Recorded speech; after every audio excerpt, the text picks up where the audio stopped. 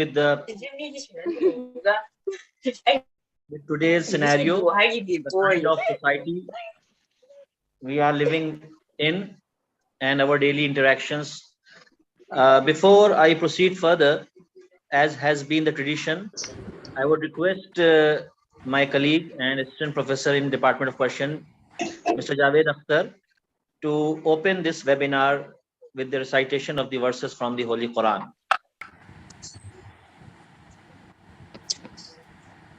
Assalamu alaikum wa rahmatullah, and a very good morning to all of you.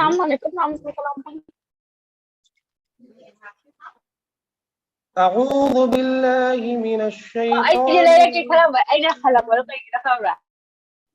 بسم الله الرحمن الرحيم. يا أيها الذين آمنوا لا يسخر قوم من قوم عسى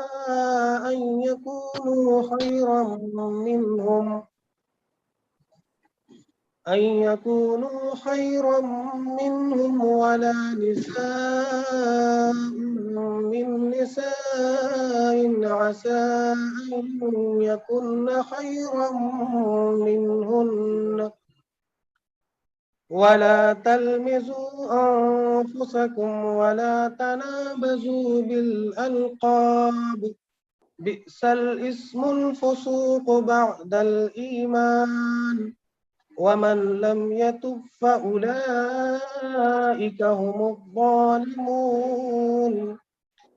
يا أيها الذين آمنوا اجتنبوا كثيرا من الظن إن بعض الظن إثم ولا تجسسوا ولا يغتب بعضكم بعضا أيحب أحدكم أن يأكل لحم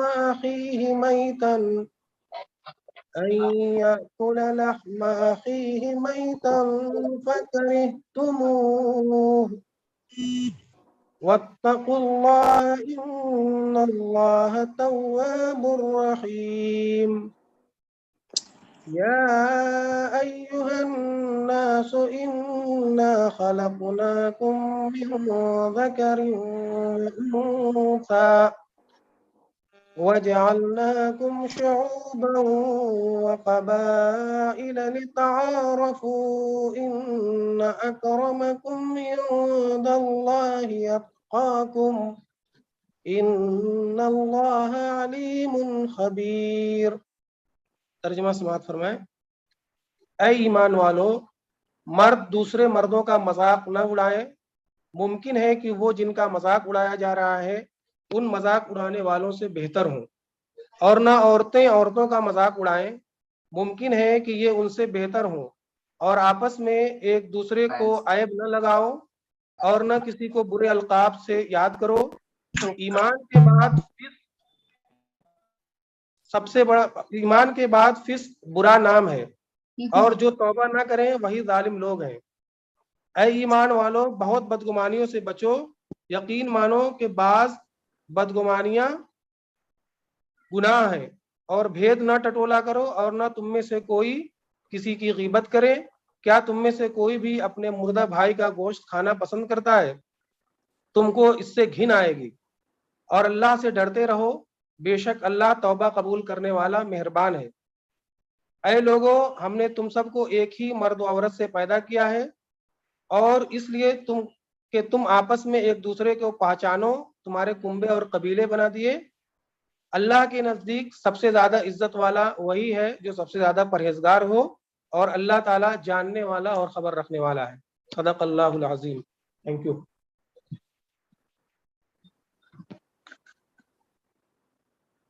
Shukriya, Javed sir. Thank you.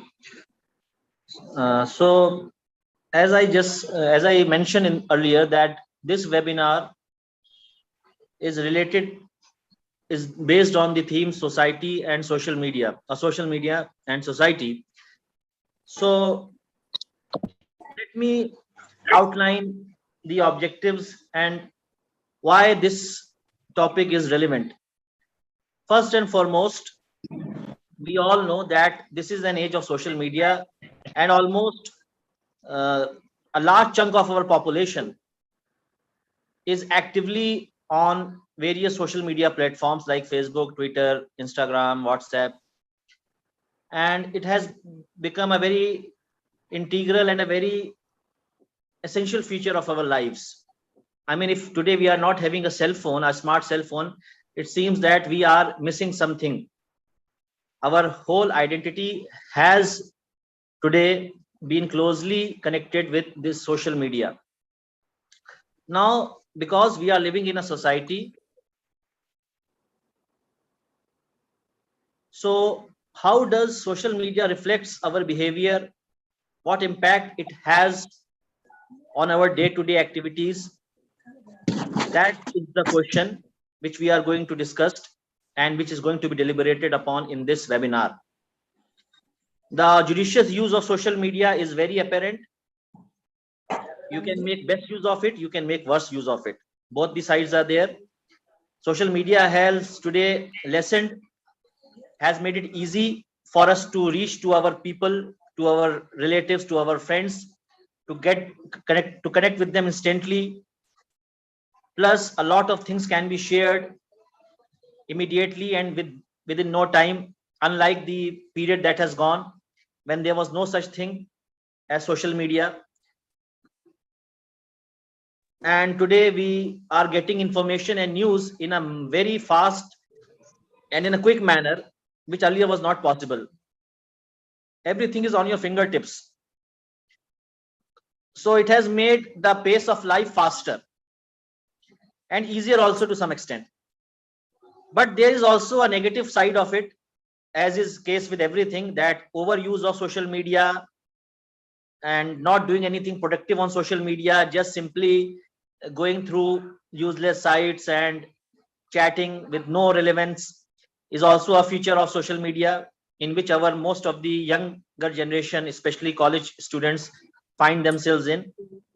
Plus, a lot of negativity is also being spread through social media on various platforms, be it Facebook, Twitter, Instagram, or whatever, and that creates disturbance in the society. Plus, the greatest setback that has been on by social media is on the habit of reading. The reading habit of students and of public in general has taken a back seat. Now people don't read. Whatever they read it on social media. They don't read books enough now. So all these things keeping in mind, we have organized this webinar, and it is an exercise also in academic excellence, plus an effort on our part to make it reach to our students.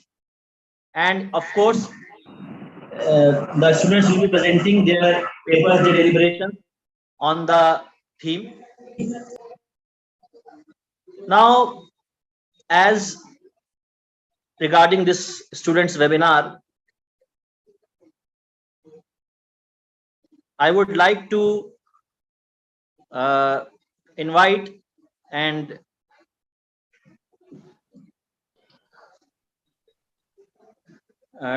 Dr. Gulab Pathan, who is assistant professor and head department of sociology in Pune College of Art, Science and Commerce, to please deliver the welcome address. Dr. Gulab Pathan. Thank you, Zoeb sir. On behalf of Pune College of Arts, Science and Commerce, on the occasion of social media and society, I delivered a welcome address. I will deliver welcome address here. First of all, I want to welcome guest Dr. Arvind sir, as well as Dr. Kailash Sonavne as a guest for this state level webinar, and I'll give best wishes to all presenter and people who are attending this seminar. And I wish to entire organizing committee as well as guests with these words. I hand over my charge to Dr. Zoeb Hassan. Sir, please carry on. Thank you. Thank you, Gulab sir. To know about our guests of today's webinar, I would like now to ask, I would like to turn to Dr. Mukhtar Sheikh, my colleague and Assistant Professor, Department of Political Science, to please introduce the guests of today's program. Over to you, Mukhtar sir. Thank you, Zoeb sir. A very good morning to all of you. Assalamu alaikum. We are privileged to have our special guest to this event, Dr. Kailash Sonone sir. Dr. Kailash Sonone is the chairman of Board of Studies Political Science, Savitribai Phule Pune University, Pune. He is working as the head, Department of Political Science, Hutatma Rajguru College, Rajguru Nagar, Pune. He has over 25 years of experience at undergraduate level and over 14 years of experience, teaching experience at postgraduate level.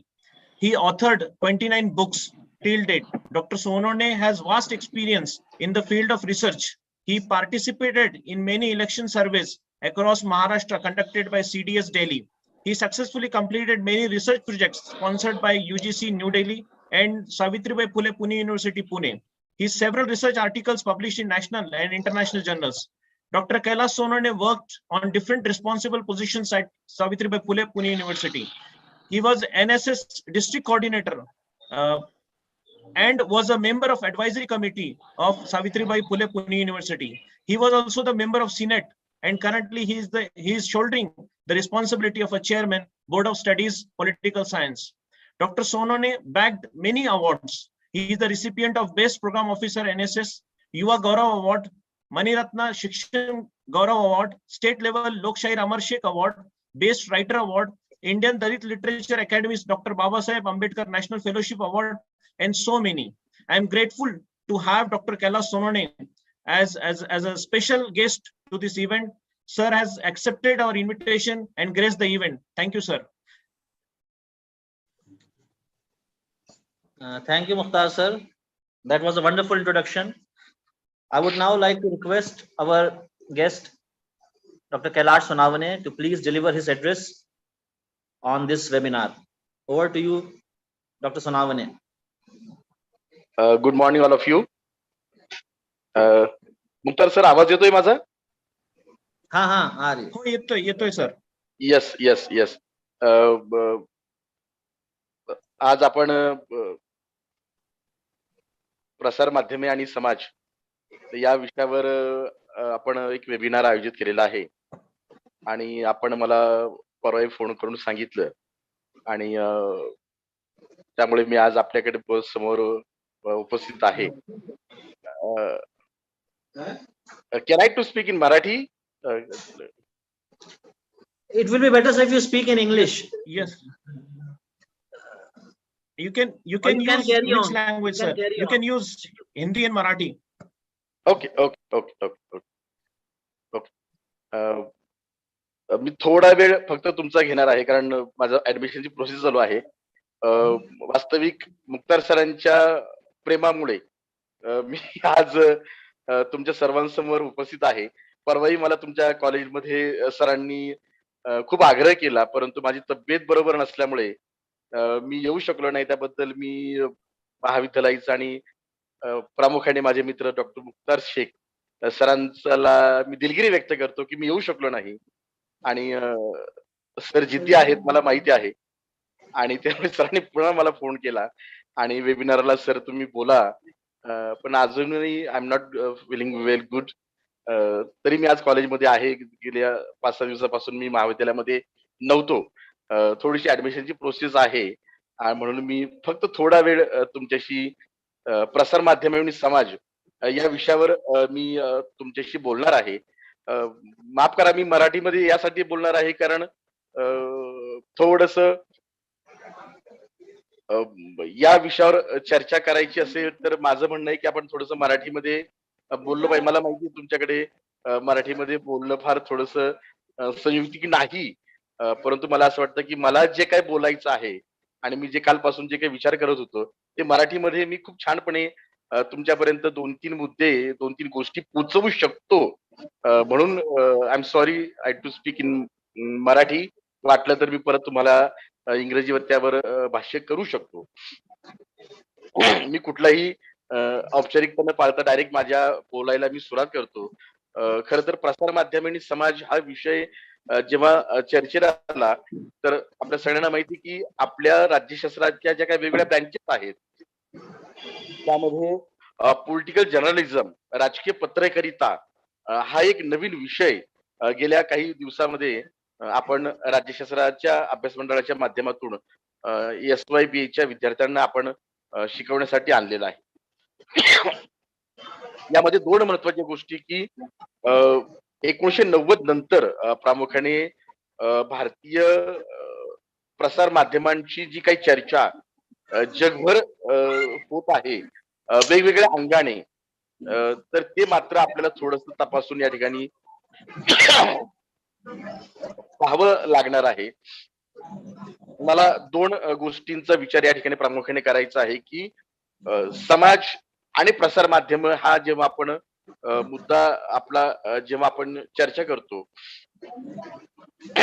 तेव्हा समाजाच्या विकासाचा जो मुद्दा आहे किंवा समाजाच्या अंतर्गत येणारे जे काही विविध घटक आहेत त्या विविध घटकांचा वाहक म्हणून, ड्रायव्हर ज्याला म्हणू आपण, वाहक म्हणून निश्चितपणे प्रसार माध्यमांनी काम करायला पाहिजे असा एक राज्यशास्त्राचा आणि सामाजिक शास्त्राचा विद्यार्थी म्हणून मला निश्चितपणे वाटतं. गेल्या अनेक दिवसामध्ये असं झालंय का की प्रसार माध्यमांनी समाजाचा वाहक म्हणून समाजामध्ये जे काही वेगवेगळे प्रश्न आहेत, गुंतागुंतीचे प्रश्न आहेत त्याविषयी चर्चा केली आहे का? तर 1990 नंतर मला असं वाटतं मुलांचा मेसेज मी थोडस वेळ तुमचा घेणार आहे, नंतर पुढे तुम्ही तुमचा कार्यक्रम कंटिन्यू करा मुक्तार सर, कारण मला ते जमत नाही थोडस खोकल्यामुळे, सॉरी. पण मला असं वाटतं की प्रसार माध्यमांनी समाजाचा वाहक म्हणून खरं तर काम करायला पाहिजे होतं. इलेक्ट्रॉनिक मीडिया असेल किंवा प्रेस मीडिया असेल किंवा गेल्या काही दिवसामध्ये जी काही नवीन त्या मोबाईलच्या माध्यमातून आलेली नवीन नवीन काही जरी फीचर्स असतील 1990 नंतर प्रामुख्याने भारतामध्ये आणि संपूर्ण जागतिक पातळीवर एक आभासी दुनिया या प्रसार माध्यमांनी उभी केलेली आहे. वास्तविक आपण कोण आहोत, आपला समाज काय आहे, आपल्या समाजाचे घटक कोणते आहेत याचा कोणताही विचार या ठिकाणी या आभासी दुनियेमध्ये या प्रसार माध्यमांनी करून दिलेला नाही, तर तो द्यायला पाहिजे होता असं माझं प्रांजळ मत आहे. 2-3 गोष्टी त्याच्यामध्ये आपण इथे समजून घेतल्या पाहिजे की प्रसार माध्यम ही नक्की स्वायत्त आहेत का? तर मला असं वाटतं की प्रसार माध्यम 1990 नंतर स्वायत्त राहिलेली नाही. तर त्याच्यावर प्रेशर आहे, वेगवेगळ्या संस्थांचं आहे, राजकीय पक्षांचं आहे, पॉलिटिकल प्रेशर्स प्रोसेसचं आहे आणि त्यामुळे पेड न्यूज जसा एक प्रकार सुरू झालाय प्रसार माध्यमांमध्ये, तसा फेक न्यूज हा एक प्रकार सुरू झालेला आहे. म्हणजे आम्ही त्याला पेड न्यूज आणि फेक न्यूज असं म्हणतो आणि 2000 नंतर तर याला खूप टोकाची भूमिका या प्रसार माध्यमांनी केलेली आहे आणि एक आभासी दुनियेमध्ये ते आपल्याला घेऊन जात आहेत आणि जर वास्तव नाही तसं वास्तव दुनियेमध्ये आपल्याला ते दाखवतात की हेच खरं आहे आणि हेच वास्तव आहे. वास्तविक हे सगळं आभासी आहे, मिथ्या आहे, खोटं आहे, दमनकारी आहे. एका विशिष्ट वर्गाने दुसऱ्या वर्गाचं शोषण करायचं, ते कसं करायचं, का करायचं, म्हणजे कालची ती गोष्ट आपल्याला माहितीये की महाराष्ट्राच्या राजकारणामध्ये जे काही घडलं त्यातले वास्तव काय आहे, खरं काय आहे आणि आभासी काय आहे. प्रसार माध्यमांनी खूप वेगळ्या पद्धतीने सगळ्या गोष्टी सांगितल्या. मी राजकारणाचंच बोलणार नाही, तर वेगवेगळ्या घटकांचं देखील आहे. ते कल्चरचं तसं आहे, लँग्वेजचं तसं आहे. आर्थिक बाबतीमध्ये देखील तसं आहे. पण माझं एक प्रांजळ मत आहे, की गेल्या काही वर्षामध्ये प्रसार माध्यमांनी जी भूमिका घेतलेली आहे ती चुकीची घेतलेली आहे. त्यांनी योग्य पातळीवर जाऊन ज्यासाठी प्रसार माध्यमांची निर्मिती झालेली आहे, त्याचे मूळ उद्दिष्ट काय आहे, त्याचे मूळ गोल्स काय आहेत, ते समजून घेतले पाहिजे आणि त्या माध्यमातून त्यांनी या ठिकाणी काम करायला पाहिजे. जर तसं झालं तर मला असं वाटतं की चांगला समाज निर्माण होण्यास फार वेळ लागणार नाही. Mukhtar sir, I am sorry, मला फार तब्येतीमुळे बोलता येत नाही, कारण माझं थ्रोट इन्फेक्शन अजून कमी झालेलं नाही. परत कधीतरी आपण बोलू, चर्चा करू. आपण आग्रह केल्यामुळे मी 5 मिनिट सर संवाद साधू शकलो. Thank you so much sir. Thank you sir. Yes. Yes. Thank you, Dr. Kailash Sonavane. We have also Dr. Arvind Yelri, who is our second guest in today's webinar. I would again request Dr. Mukhtar Sheikh to please let us know about Dr. Arvind Yelri. Dr. Mukhtar, over to you.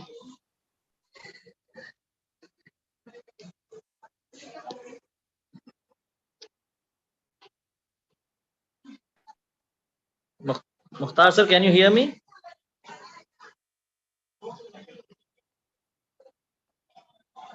Mukhtar sir, please unmute yourself.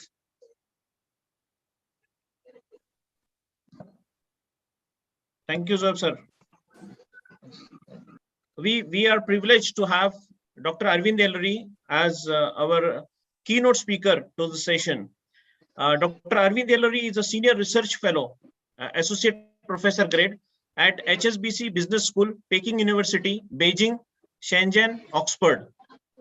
He is involved in teaching and curating courses for Peking University and select universities globally, and at a few Indian Institute of Management in India.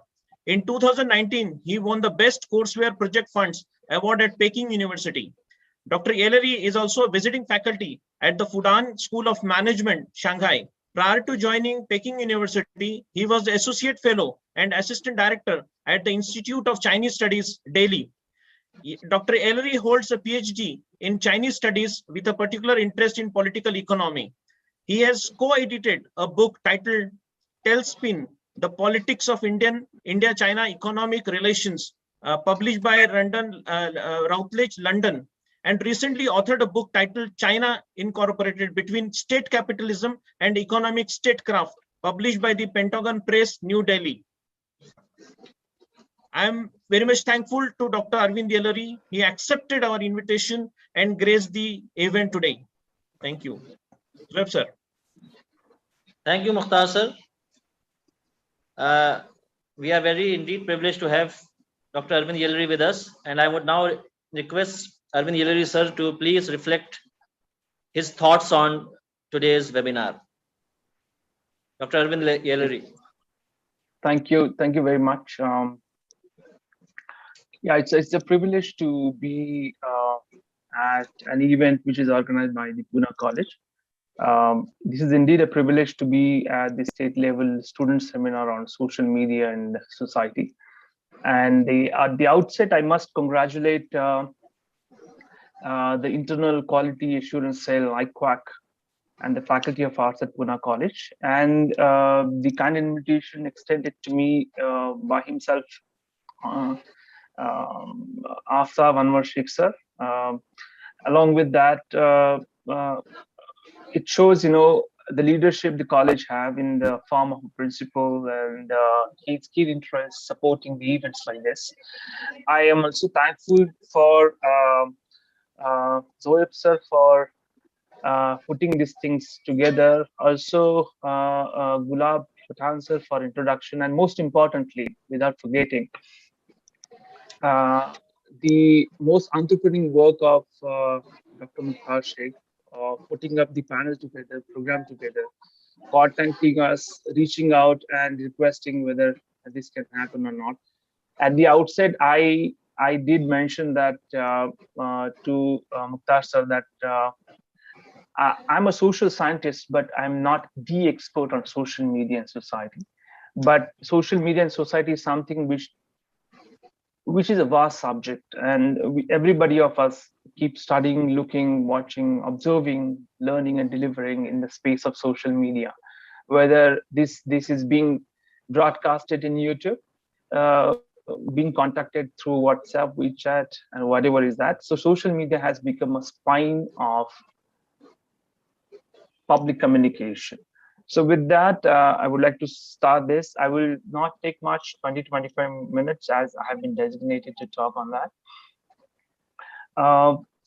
As you know that I'm associated with a top university in China, and China is also very much criticized for using, manipulating social spaces, social media.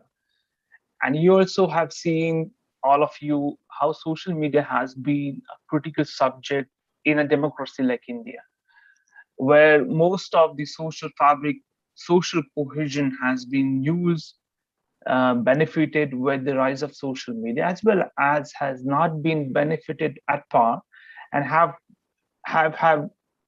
experienced some mal effects of social media as well. As a result of it, whether or not you're a democracy, whether or not you're a communism, autocracy, social media plays a very important role in all societies.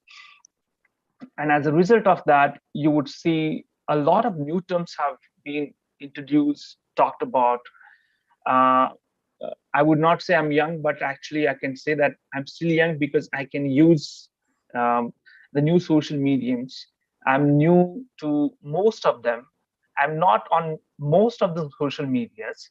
So I have a sulk, I have an happiness to be part of some social media, not to be part of some social media. So social media is reached a stage where sometimes you do not have a choice, but you're a part of that full entire process.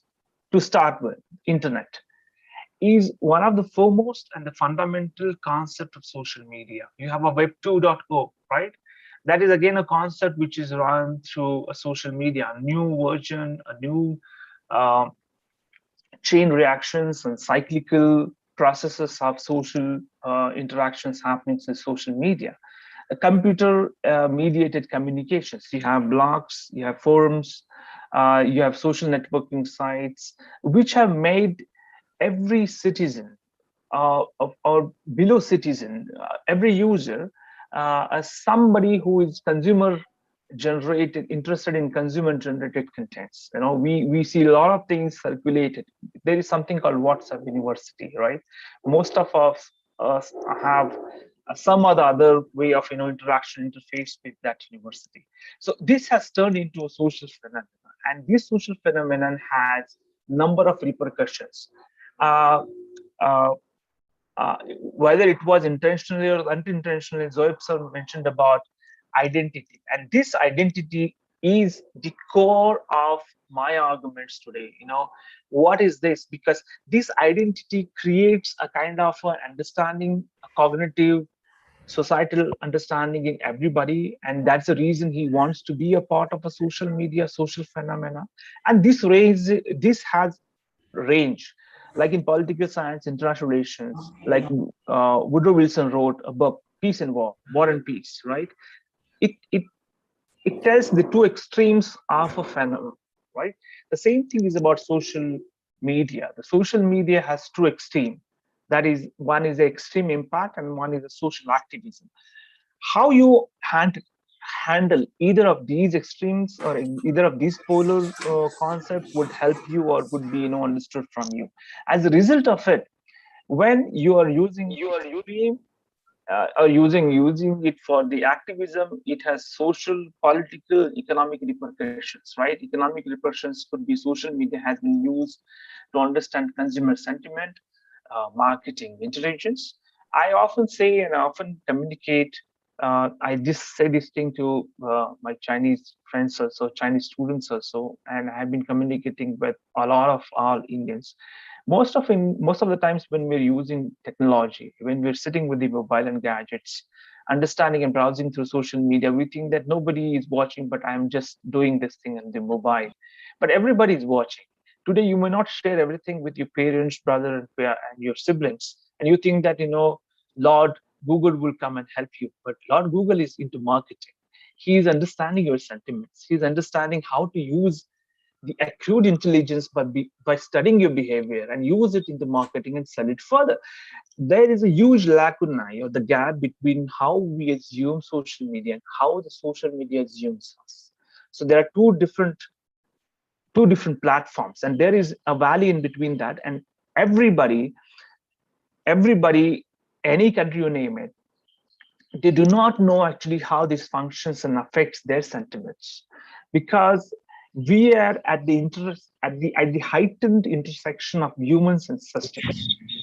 It is not the humans who are interacting with us, it is the system interacting with us. And the time has come when the humans are thinking if the system is more human, or they understand us.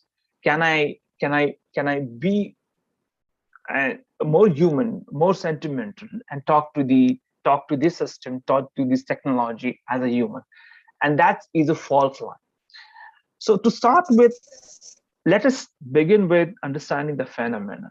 How did it start? So social media in the newer form, gadgets, technology, dissemination tools, is new form because we can see it.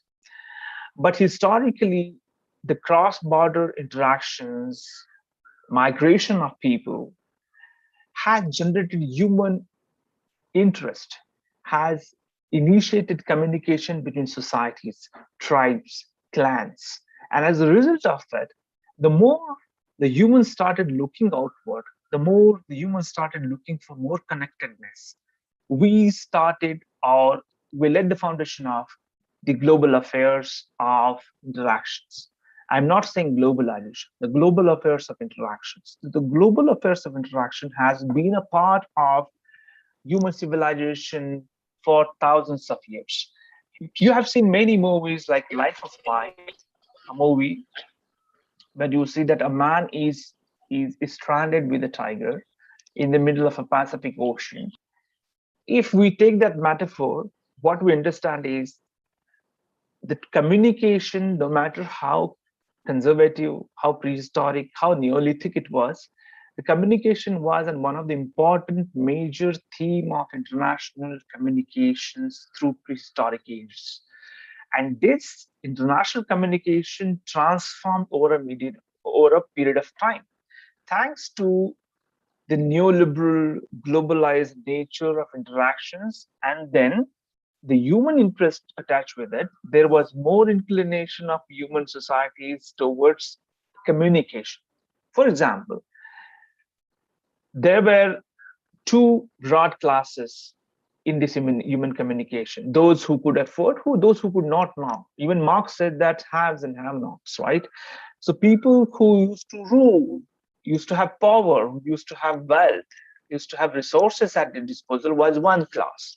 What was the second class? Who did not have a control over that power, resources, and communication. So there were two classes. But over the period of 1,000 years of neoliberalism and globalization, what happened exactly? The rise of a new class.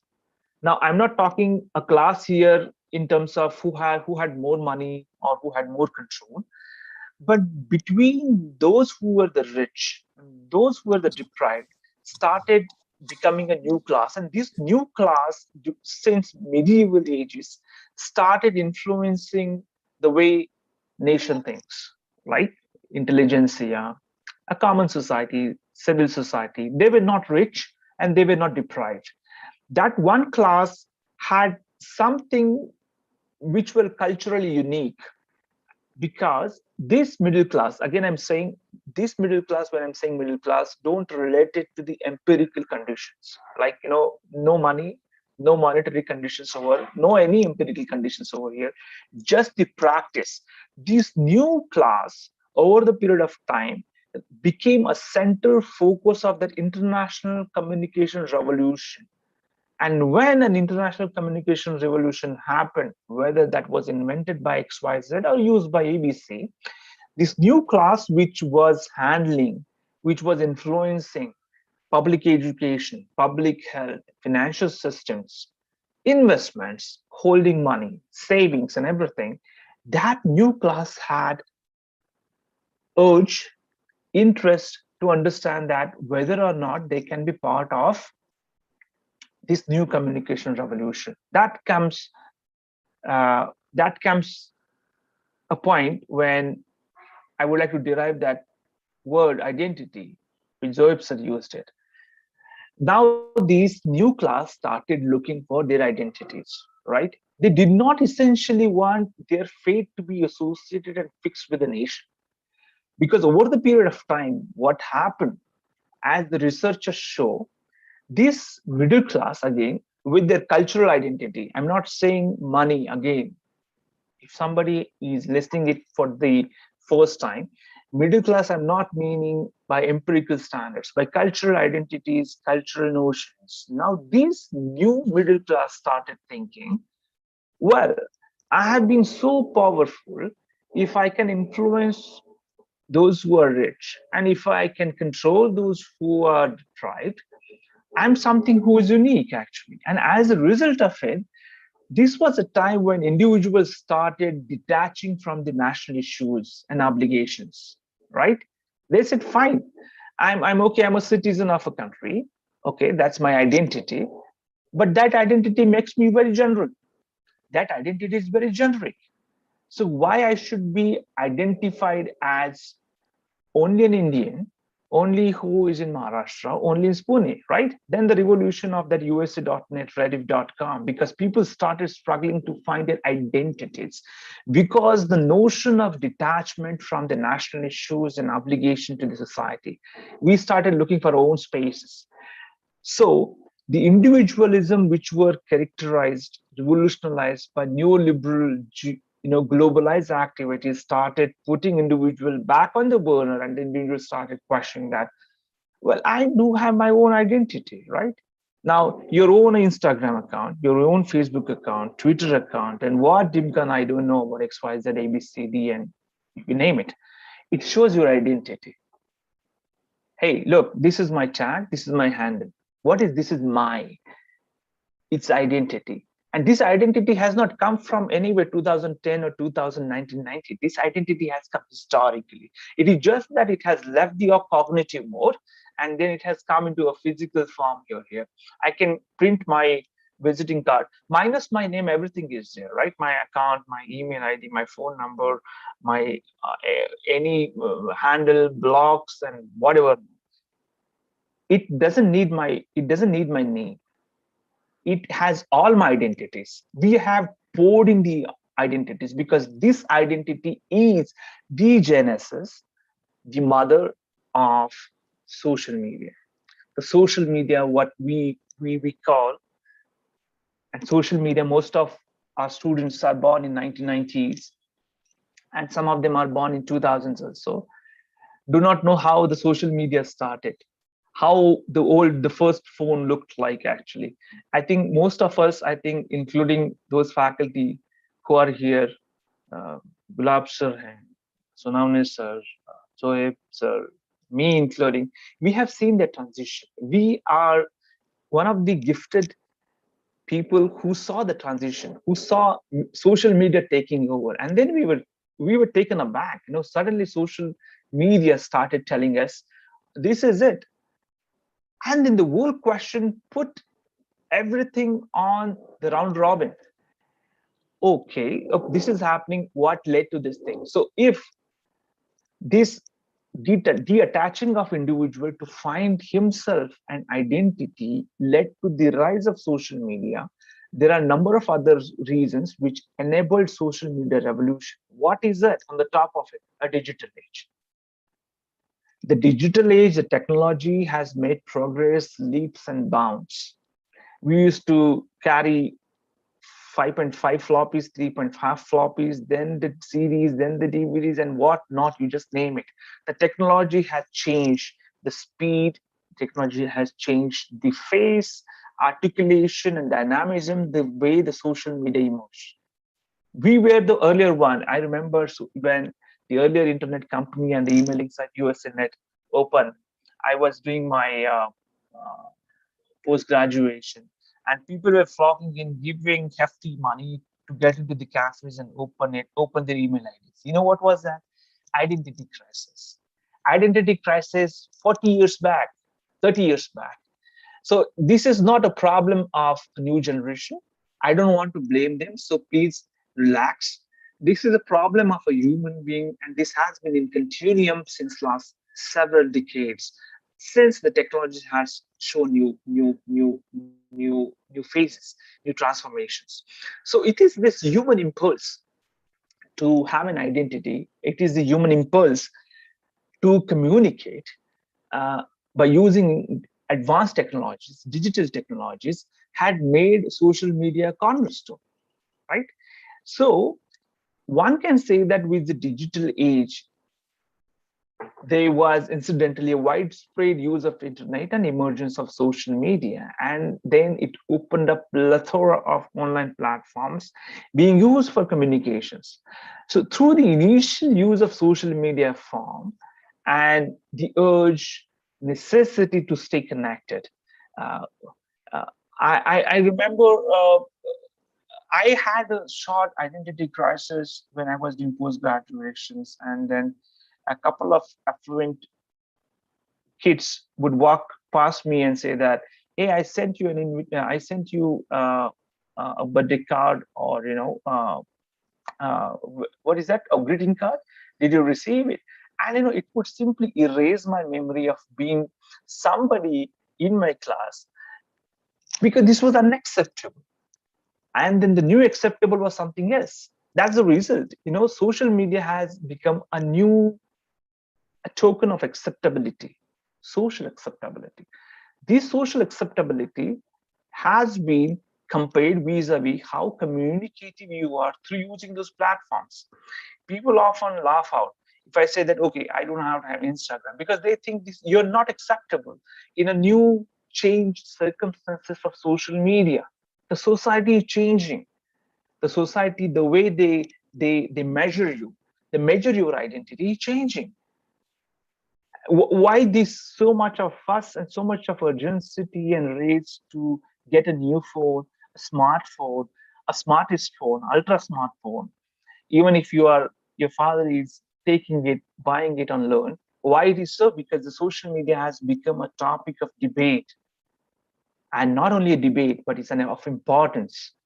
And this has got a lot of other repercussions of it, because it has leading to discontent, individual level. This is leading to an urban activism.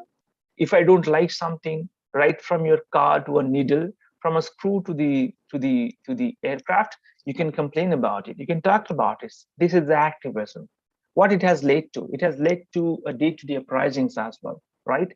If I want to conduct a moment, if I want to conduct a mass, bunk, for example, for all of you who create a group and say that, fine, all of us are taking a leave today because all of us have got a cough and cold, so we're not going anywhere. Uprising, a sense to be rebellious, both constructively and deconstructively as well.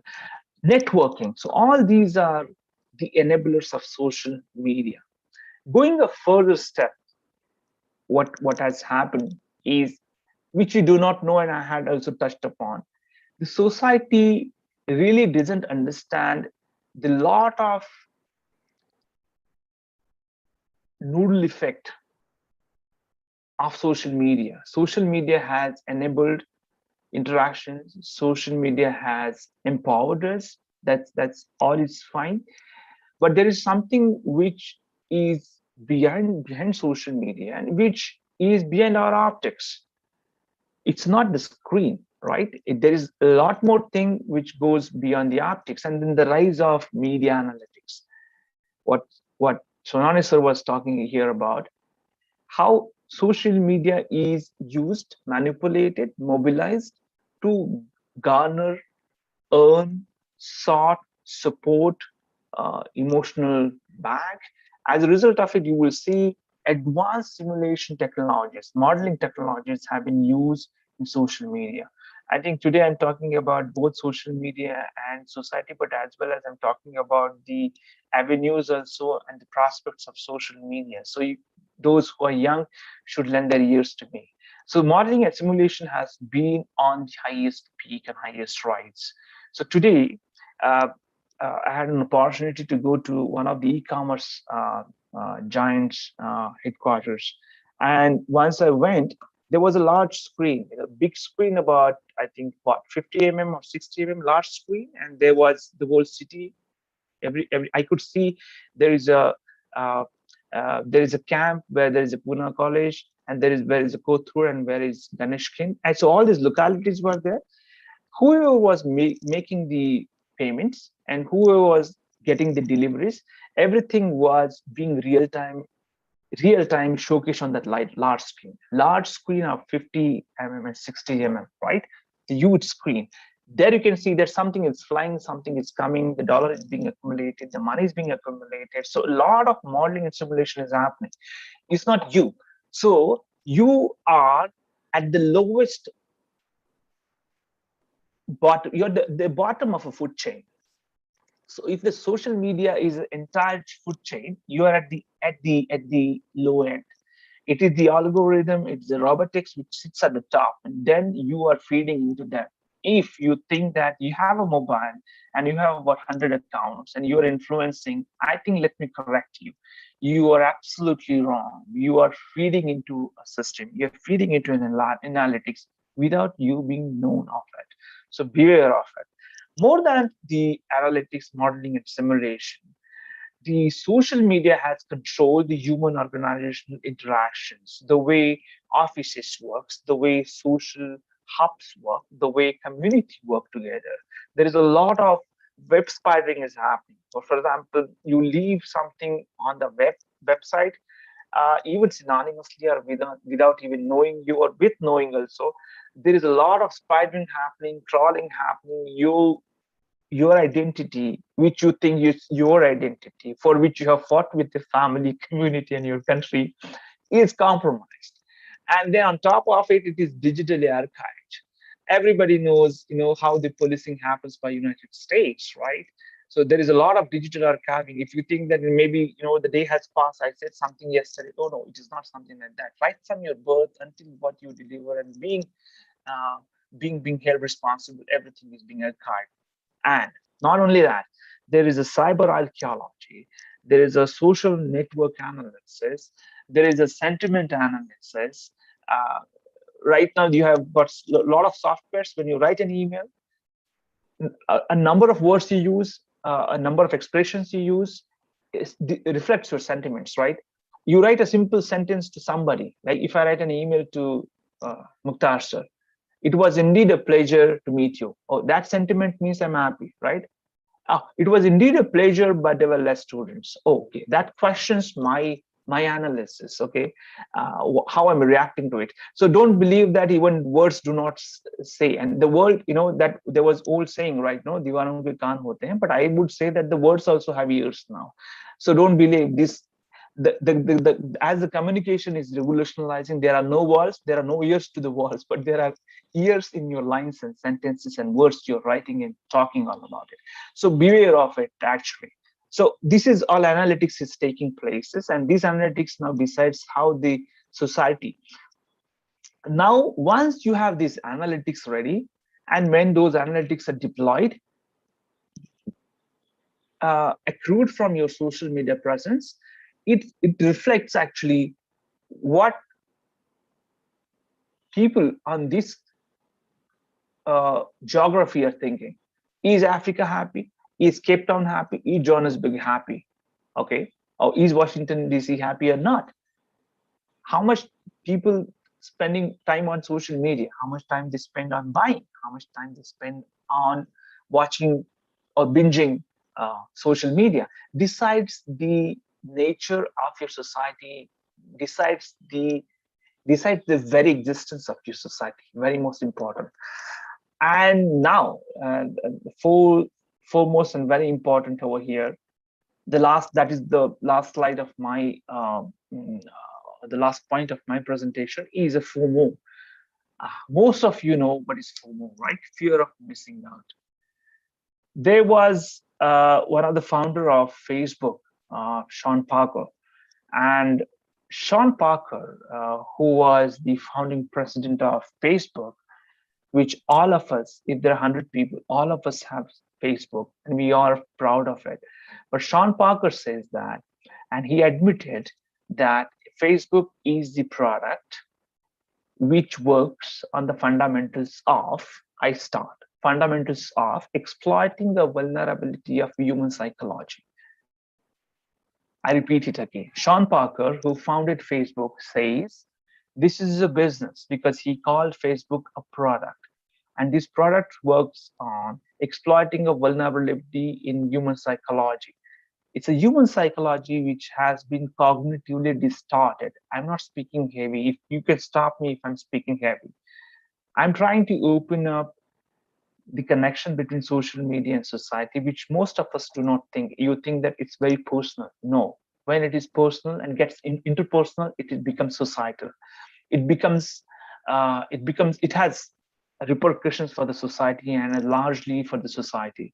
So all these products which are using as a medium to express yourself is nothing but a medium which is being used by the tech companies, platforms to exploit your psychology and mind. So if you are, as I said, don't forget what I said. I said you are at the bottom of a food chain of a technological revolution. If you think that I'm using something, I'm the one who controls everything, you're wrong. You're absolutely wrong. You need to go back to the basics and understand that where you are right now, right?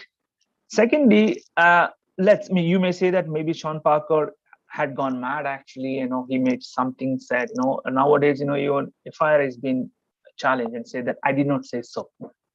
Well, then there was one interesting survey which was conducted by Royal Society of Public Health in Britain, and they says that those who use social media range between 14 to 24, and they use everything. They use Facebook, Instagram, Snapchat, and Twitter, and Signal, and I don't know even many of them actually.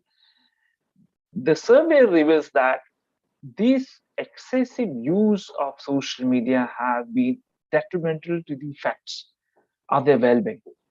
And this is not only detrimental to the society, but as individuals, so because this influences your self-expression, okay, community mind building. I sometimes taken aback, there are new terms coming, ROFL, I'm a FOMO, and whatnot, people just throw at me. And I was like, really? That means that you have been getting into a different identity, an identity which is super identity, super family, super society, super nation identity, where you want to build your own, world, and you really care less about your community and self-expression. You may be thinking that no, I'm not really infringing upon state's right, my community's right, and my family's right. But you're absolutely wrong, because you're a part of a society, and as a social factor, as a social animal, you are influencing all this behavior. And as a result of it, what Royal Society for Public Health comes up, they say that most of these British adults, ranging from 14 to 25, have been undergoing through a lot of psychiatric disorder. And it is not only a personal loss. They try to empirically connect it, and they started now calculating is how much is personal loss can be translated into a loss to an economy. That was about 4.5% of the British GDP per year. That's huge. That's huge. That means that actually that is as large as the economy of Maharashtra, right? And so such illness demonstrate, what are the extremes of social media. It is enabler, yes, that's right. Of course, yes, but it has also side effects. As a scientist, as a human being, have we given a thought to these effects? As a result of it, most of these depressions and anxieties which have been caused through using these platforms is trying to bully your creativity.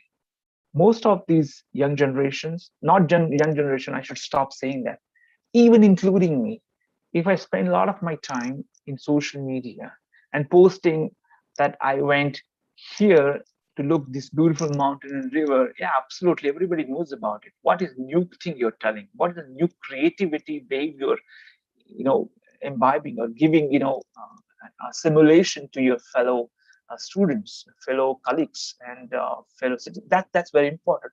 So social media, society has been trapped between this FOMO, fear of missing out anything.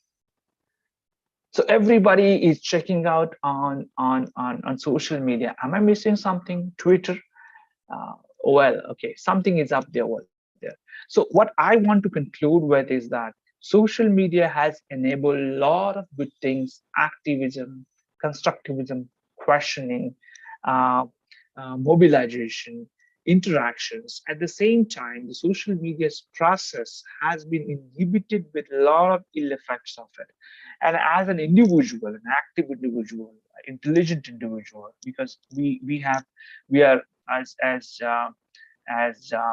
that book, the Sapiens, say that we are Homo sapiens, so we are the smartest among the other creatures. So we should always question what we talk. If we talk something, does it have a social repercussions? If those have social repercussions, beware. The social media is not only about your personal sphere and your identity, but social media also says something a lot about a community's behavior and its impact on a community. And as a result of it, every student, faculty, individual, no matter what, where he is living and what he is doing, has a very responsible role to play in the society. And with that, I think I would stop. And thank you so much once again for inviting me for this webinar. Thank you. Thank you, Arvind Yellary sir. Very enlightening talk. Thank you. It's a moment of gratification for us that our principal, Sir Dr. Anwar Sheikh, has joined us and he has taken time out of his busy schedule to share his thoughts and his reflections on this webinar. I would now request our principal, Dr. Anwar Sheikh sir, to please reflect your views and your comments on this webinar. Over to you, sir. Yes, thank you very much, Zoeb sir. The Internal Quality Assurance Cell of Pune College and Department of Arts Faculty. This seminar on social media and society. I have heard Dr. Kailash now and Dr. Arvind. Arvind sir, definitely what you have suggested, things are there that the youth, it is a challenge for them that what they have to do with the social media, because what we see, it has completely ruined everyone. Whatever we think as a teacher that social media should be used as a educational platform or an academic platform or a social awareness platform, but it is used in some different way by the youth. I'm very much thankful to Dr. Kailash and Dr. Arvind and all the faculty members of arts faculty, Dr. Moinuddin Khan, the vice principal, and all the teachers, those who have taken pains to organize this kind of thing, and inviting person like Dr. Arvind and Dr. Kailash and enlightening our students and engaging them for some time to know what is their role in this social media and what society can do this for this social media. So thank you very much, sir. Thank you, sir. Thank you. Thank you, sir. Thank you. Your You're words welcome, never sir. fail to Welcome. motivate us. Thank you. And now I would ask my colleague, Dr. Usmani, to propose a vote of thanks. Thank you, Dr. Hassan, for giving me this opportunity to propose vote of thanks. And on behalf of the entire Arts of faculty, I am proposing a vote of thanks. First of all, I am very much thankful to our trust, that is Yatim Khana and Madrasa, Anjuman Khairul Islam, along with Professor Dr. Aftab Anwar Sheikh sir, and Vice Principal Professor Khan Moinuddin sir, and IQAC Coordinator Professor Iqbal Sheikh sir, for giving us permission to conduct this webinar on such an important issue, that is social media and the society. I am also very much thankful to our guest of the day, Chief Guest Dr. Arvind Yalve, and the guest of honor Dr. Kailash Sonawade, for accepting our invitation and gracing this occasion and enlightening our students on this important issue for nowadays. I'm also very much thankful to all the senior faculty members of the arts faculty for their continuous supports and guidance throughout this program. I'm expressing my gratitude to the coordinators of the program, Dr. Mukhtar Sheikh Sir, Department of Political Science, and Dr. Zohaib Hassan, HOD, Department of History, for coordinating this webinar in such a successful manner.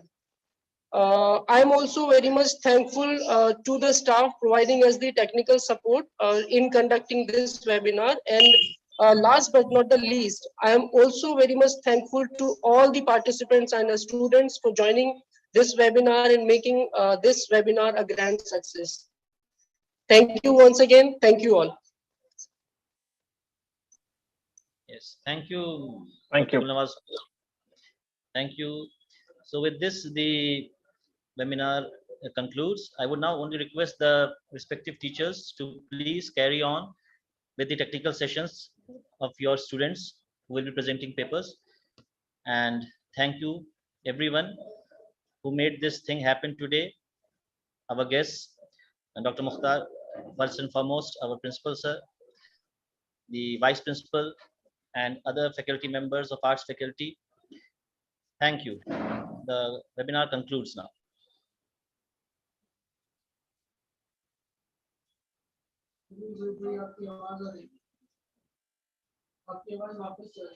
मतलब